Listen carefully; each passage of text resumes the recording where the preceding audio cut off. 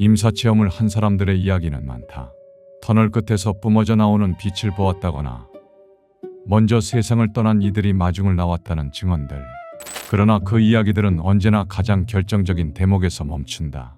어디까지나 죽음의 문턱에서 다시 이승으로 돌아온 자들의 기록이기 때문이다.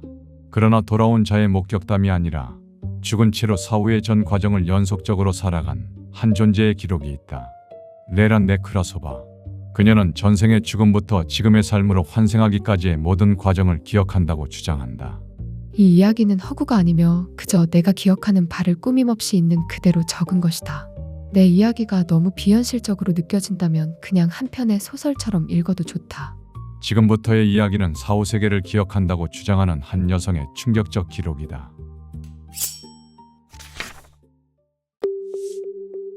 죽음 후의 세계. 내 죽음은 순식간이었다. 오래전부터 심장이 좋지 않았는데 결국 심장 마비가 왔다. 불과 몇 초 만에 몸에서 빠져나오는 느낌이었다. 처음에는 심장이 멈추는 것을 느꼈고 귀에 소음이 들리더니 숨을 쉴 수가 없었다. 그러고는 침대 위에 쓰러져 있는 내 모습을 바로 옆에서 보게 되었다. 이상하게도 전혀 무섭지 않았다. 가장 먼저 떠오른 생각은 이것이었다. 아, 드디어 끝났구나. 가족들이 어떻게든 나를 되살려보려 했지만 헛수고였다. 나는 그 모든 상황을 몸 밖에서 지켜보고 있었다. 새로운 몸은 훨씬 가볍고 자유로운 느낌이었다. 죽고 나서 몇 시간 만에 알게 된 사실이 있었다. 어떤 사람이나 장소를 마음속으로 떠올리면 나는 이미 그 사람 곁이나 그곳에 있었다. 그게 너무 재미있어서 처음 한동안은 이곳저곳으로 옮겨다니며 떠오르는 모든 이들을 찾아갔다. 새로운 상태가 되자 사람들의 감정이 정확하게 이해되기 시작했다. 마치 그들에게 연결된 듯했고 그들의 감각이 제3자의 시점으로 보였다. 누가 내 죽음 소식을 듣고 어떤 반응을 보이는지 알아보는 게 재밌었다. 어떤 이들은 진심으로 슬퍼했지만 어떤 이들은 슬퍼해야 한다는 걸 알면서도 별 감정이 안 들어서 슬픔을 억지로 짜내고 있었다. 나는 웃으며 생각했다. 지금 내가 바로 옆에서 지켜보고 있다는 사실을 이들도 알게 된다면 정말 재밌을 텐데. 세상을 바라보는 방식도 달라졌다. 예전에는 눈으로만 세상을 바라보았다면 이제는 온몸으로 느끼는 듯했다. 시야는 360도 전방위를 아우르게 되었고 소리는 파동이 되어 몸을 통과해 지나갔다. 그 파동 속에는 살아있을 때 들었던 것보다 훨씬 풍부한 음색이 담겨 있었다. 사람과 사물만 보는 것이 아니라 그들 뒤에 에너지까지 눈에 들어왔다. 나 자신의 감정과 생각은 크게 변하지 않았다. 굳이 말하자면 예전에 비해 조금 더 즐거워진 것뿐이었다. 그렇게 며칠이 흘러 내 장례식이 치러졌다. 나도 물론 참석했다. 내 육체를 외부에서 바라보고 있자니 살아있을 때 내가 내 외모를 너무 과대평가했었다는 생각이 들었다. 가족과 친구들이 나에 관한 추모사를 낭독하는데 정작 그 주인공인 내가 바로 그들 옆에 서 있다는 사실이 묘하게 느껴졌다. 죽음이 나를 지웠을 거라 생각했지만 아무것도 지워지지 않았다. 호기심도 유머도 세상을 바라보는 방식도 그대로였고 달라진 것은 몸뿐이었다. 장례식이 끝나자 물질 세계에 나를 붙잡아 둘 만한 것은 아무것도 없었기에 이제 이곳을 떠나야 할 때가 됐다고 생각했다. 나는 살아생전 종교적인 사람이 아니었으므로 천사나 누군가가 나를 맞이해 인도하리라는 기대가 없었다. 그저 죽은 자는 각자 알아서 움직이는 것이라 생각했기에 이승의 도시들을 돌아다니기로 했다. 그러나 내 바람과는 달리 모든 것이 바뀌는 순간이 찾아왔다. 어느 날 평소처럼 도시를 어슬렁거리다가 다른 곳으로 이동하려 했는데 그곳으로 가지지 않았다. 정확히 말하면 내가 원했던 곳이 아닌 전혀 다른 장소에 도착해 있었다. 겉보기에는 도시와 비슷했지만 산 사람은 단 한 명도 없었고 분위기는 기이하고 음침했다. 관리되는 세계. 그곳은 지상 세계와 저세상 사이에 있는 중간 영역, 바로 아스트랄계였다. 죽은 직후 아직 아스트랄체를 벗어나지 못한 영혼들이 머무는 장소였다. 원래 있던 곳으로 돌아가려 해도 더 이상 원하는 대로 이동할 수 없었다. 나는 그 낯선 차원에 완전히 갇혀버렸음을 직감했다. 그 음침한 차원에서 불안에 떨고 있을 때 빠르게 움직이는 그림자 같은 존재들이 나를 둘러쌌다. 어두운 옷에 망토를 걸친 존재들이었다. 그들은 나를 손님으로 초대한다더니 이내 일을 맡기겠다는 황당한 말을 건넸다. 거절은 통하지 않는다는 것을 직감하고 마지못해 따라간 곳은 천장이 높은 거대한 홀이었다. 그들의 상관처럼 보이는 존재가 나를 스캔하듯 살피더니 생각과 감정이 섞인 파동을 내보냈다. 그 의미는 대략 이것이었다. 합격이야. 데려가자. 나는 약간 얼떨떨했다. 그들은 아스트랄계의 직원들이었다. 나는 이들을 감시자라고 부른다. 임무는 질서가 잘 지켜지고 있는지 살피고 예기치 못한 상황이 발생했을 때 돕는 것이었다. 조직에는 주기적으로 인원이 충원됐다.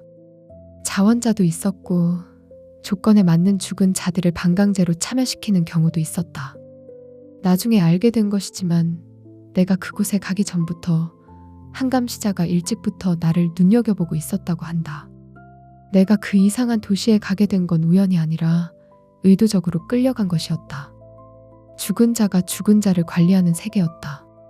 직책이 있었고 역할이 있었으며 충원이 있었다.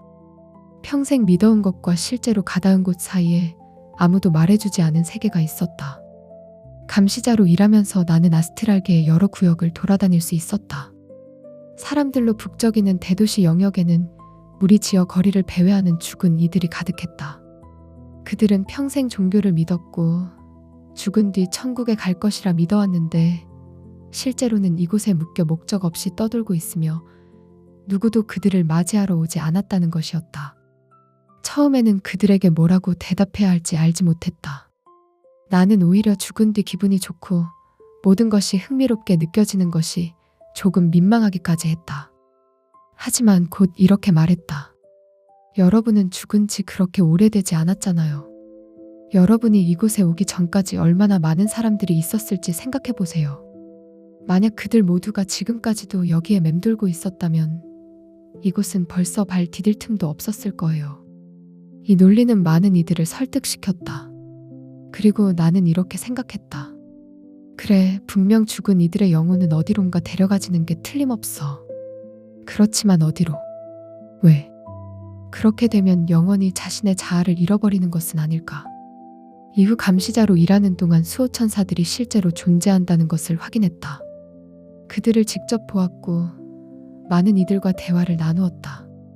그리고 어느 순간 이곳에서의 시간도 끝나간다는 것을 느꼈다. 내 앞에 나타난 수호천사는 아스트랄계에서 저 세상으로 넘어가는 과정을 설명해주면서 내가 이승에 익숙한 장소들과 가까운 사람들에게 작별을 고할 수 있도록 도와주었다. 그렇게 아스트랄체를 한 번 더 벗고 나는 저 세상으로 건너갔다. 상의자. 저 세상에 도착했을 때 나는 영혼들을 각 세계로 안내하는 역할을 맡게 되었다. 그곳은 흐릿한 안개 같은 공간이 아니라 오래된 마을이나 대도시 같은 현실적인 풍경이 펼쳐진 곳이었다. 감독관들은 영혼들을 대개 그의 영적 가족, 즉 여러 생에 걸쳐 인연을 맺어온 소울메이트들에게 보냈다. 꼭 혈연 가족일 필요는 없었다. 친구였거나 연인이었거나 동료였던 이들이 영적 인연의 이끌림에 따라 함께 살고 있었다. 저 세상에서의 시간이 무르익을 무렵 나는 환생준비센터로 이동했다. 그곳에서 앞으로 펼쳐질 수 있는 여러 인생 시나리오들을 직접 관람했다. 누군가가 나의 운명을 강제로 결정하는 것이 아니었다. 단지 여러 가능성을 보여줄 뿐이었고 최종 선택은 내가 직접 내렸다. 선택을 마친 뒤 나는 저 세상에서의 몸인 멘탈체를 버리고 더 높은 차원으로 올라갔다. 그것은 오직 존재의 감각만 남는 열반과도 같은 경험이었다. 몸도 없었고 몸과 관련된 어떤 감각도 전혀 없었다. 오직 하나의 순수한 의식만이 남아 있었다. 그리고 그 직후 나는 나의 상위자아와 만났다. 상위자아란 태어나지도 죽지도 않는 나의 영원한 본질이다. 매번 나는 한 생을 마치고 죽어 저 세상에 머무른 뒤 나의 상위자아와 만난다. 그리고 잠시 상위자아와 합쳐진다. 그러고 나서 그로부터 하나의 작은 부분이 떨어져 나오는데 바로 그것이 다음 생의 새로운 내가 된다. 이때 물론 상위자아 자체는 어디로도 사라지지 않는다. 단지 지구에서 또 다른 삶을 살아가는 그 부분은 상위 자아와의 연결을 거의 느끼지 못할 뿐이다. 나의 의식은 현재의 자아와 상위 자아 안에 동시에 존재한다. 다만 인간으로서는 이러한 동시성과 다차원성을 이해하기 어렵다. 합쳐지는 그 순간은 찰나였지만 매우 강력했다. 마치 이전에는 100%의 가능성 중 1%만으로 살다가 이제야 100%로 펼쳐진 느낌이었다.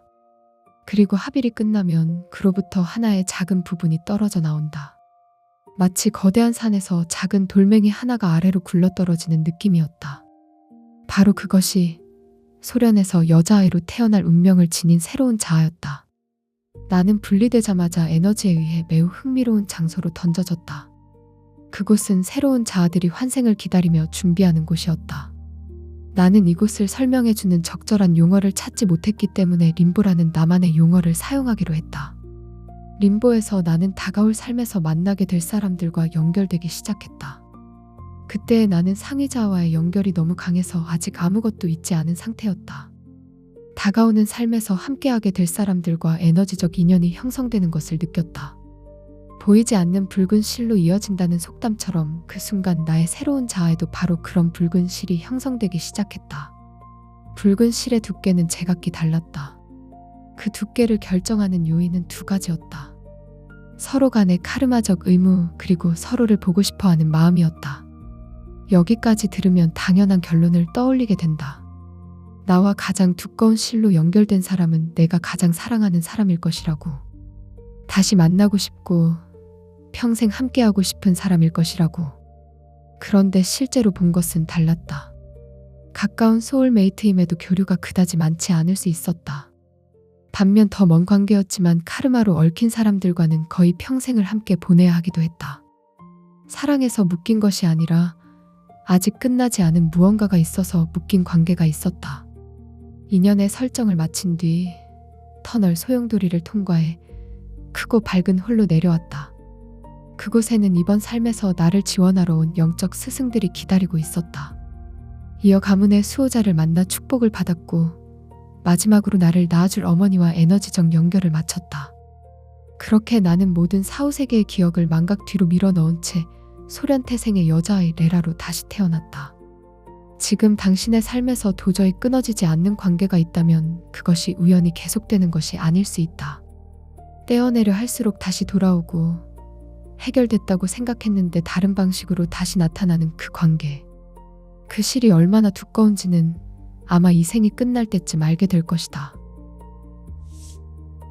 3가지 질문. 소련의 여자아이 레라로 다시 태어나 사후세계의 기억을 복원한 뒤 나는 수많은 사람으로부터 본질적인 질문들을 받았다.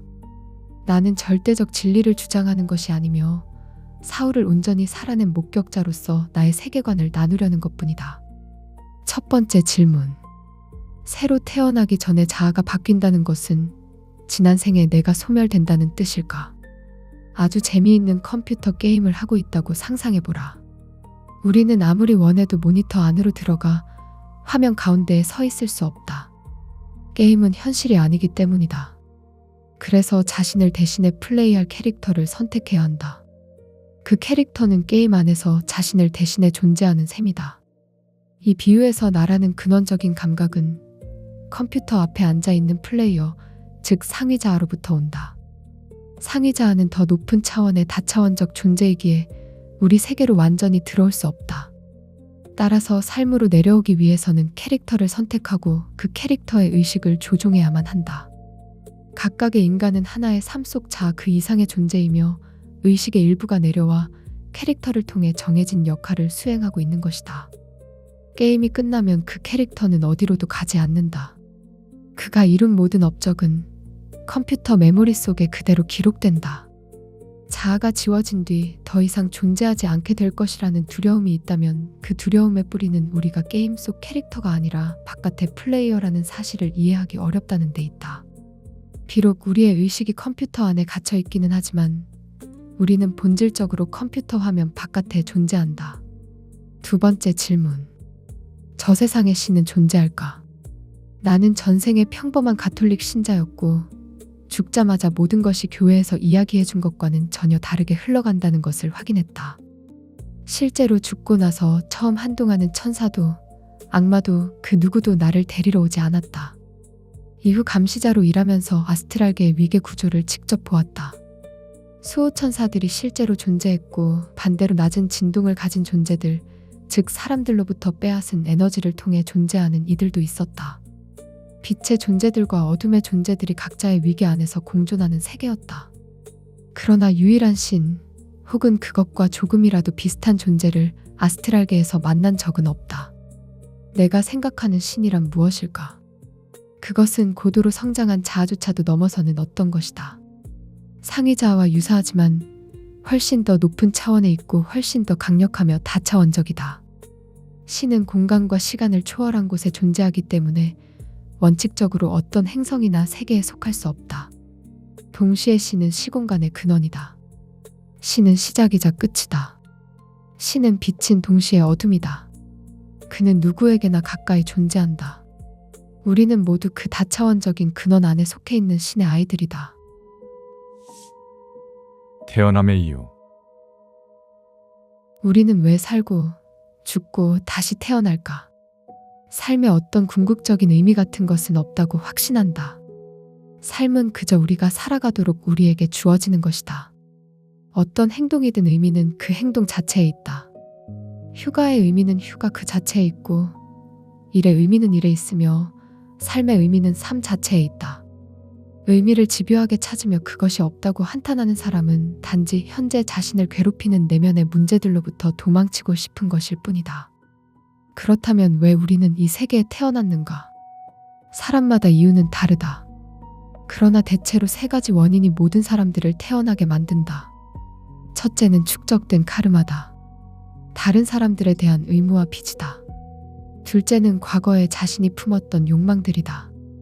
셋째는 소울메이트들을 향한 끌림과 그들과 이승해서 함께 있고자 하는 욕망이다. 우리 주변에서 일어나는 모든 사건의 근원은 바로 우리 자신이다. 여기에는 우리의 과거 축적물, 욕망, 행동들 또한 포함된다. 세상은 잔혹하고 불공정하다고 비난하는 한, 우리는 스스로 성장하고 나아갈 수 없다. 수많은 삶들이 주는 교훈은 하나다. 사람은 자신에게 일어나는 일에 대해 책임이 있으며 더 이상 주변 사람들을 탓하지 말아야 한다는 것이다. 그렇다면 이 세계에서 더 이상 태어나지 않으려면 어떻게 해야 할까? 이론상으로는 세 가지 선택지가 있지만 현실적으로는 두 가지다. 첫 번째 길은 영적 세계에서 책임 있는 높은 직책을 맡아 오랫동안 그곳에 머무는 것이다. 수백 년 동안 그곳에 머무는 존재들은 대부분 무겁고 어려운 일을 맡고 있다. 그 자리를 쉽게 떠나거나 누구에게 넘겨줄 수도 없다. 영원한 낙원 대신 거대한 정신적 부담을 짊어지는 길이며 매우 높은 성장 수준이 요구된다. 두 번째 길은 우리 행성의 영적 세계 시스템으로부터 완전히 벗어나는 것이다. 단순히 원한다고 해서 다른 은하 어딘가에서 태어날 수는 없다. 떠나도록 허락을 받아야 한다. 그 허락을 받을 수 있는 사람은 평균 성장 수준을 훨씬 뛰어넘은 사람들이다. 더 발전된 세계에서의 환생 또한 완벽한 선택지는 아니다. 다른 곳들에도 문제들이 있다. 아무 문제도 없고 불행한 일도 일어나지 않는 완벽한 곳이 어딘가에 있다고 믿는 것은 환상에 불과하다. 이 세계는 그 여정 중 하나의 정거장이다. 어떤 이에게는 긴 정거장이고 어떤 이에게는 짧은 정거장일 뿐이다. 우리 세계에서나 다른 세계에서나 우리는 행복해질 수도 있고 불행해질 수도 있다. 그 열쇠는 항상 우리에게 있기 때문이다. 영상의 일부 내용은 책 나는 사후세계를 기억한다와 지식의 서재 개인 견해를 담아 재창작되었다. 저자 레라 네크라소바는 이 책이 출간될 당시 33살이었으며 모스크바에 살고 있는 평범한 여성이라는 자신을 밝혔다. 그녀는 그 외 본인의 신상을 밝히지 않았지만 오랜 기간 영성 주제의 블로그를 운영해왔으며 그 포스팅들을 엮어 이 책을 출간하게 되었다고 말한다. 흥미로운 것은 그녀가 태어날 때부터 전생을 기억하는 것은 아니었다는 점이다. 어린 시절부터 이 생을 한 번만 사는 게 아니라는 이상한 확신이 있었지만 무언가를 알고 있는 것은 아니었다. 그러나 삶은 우연을 가장하며 그녀를 이끌었다. 친구의 전생 이야기를 듣던 날 그 이야기 속 한 인물이 자신이라는 것을 알아차렸다고 한다. 친구가 말하지 않은 결말을 기억해냈고 두 사람의 기억이 일치한다는 것을 확인하면서 기억의 조각들이 몰려오기 시작했다고 주장한다. 물론 이 모든 것이 실제 사후세계의 기억인지 그녀가 만들어낸 소설인지는 알 수가 없다. 다만 이것을 함부로 맹신하거나 거짓이라고 주장할 수 없는 이유는 죽음 이후에 무엇이 있을지는 아무도 모르기 때문이다. 누군가는 죽음을 끝이라고 말하거나 죽음 이후 천국이나 지옥 같은 사후세계가 있다고 믿는다. 혹은 특정 종교와 무관하게도 사후세계가 있지 않을까라는 본능적인 기대를 하기도 한다. 저자는 책의 마지막 장에서 이렇게 끝맺음을 남겼다. 우리는 한 상태에서 다른 상태로 이동하고 수많은 삶을 살며 기뻐하고 슬퍼한다. 우리의 여정은 태어나기 훨씬 이전부터 시작되었고 죽음 이후에도 계속될 것이다. 우리 각자의 안에는 영혼이 있다. 이것은 신의 영원한 조각이다. 바로 그 덕분에 우리는 세계를 인식할 수 있고 자신의 현실을 창조할 수 있다. 그녀의 말대로 이 세계와 사후세계가 그 무한한 여정 중 잠시 거쳐가는 정거장에 불과하다면 우리가 그동안 당연하게 붙잡아온 관념과 신념들은 어쩌면 그리 절대적인 것이 아닐지도 모른다.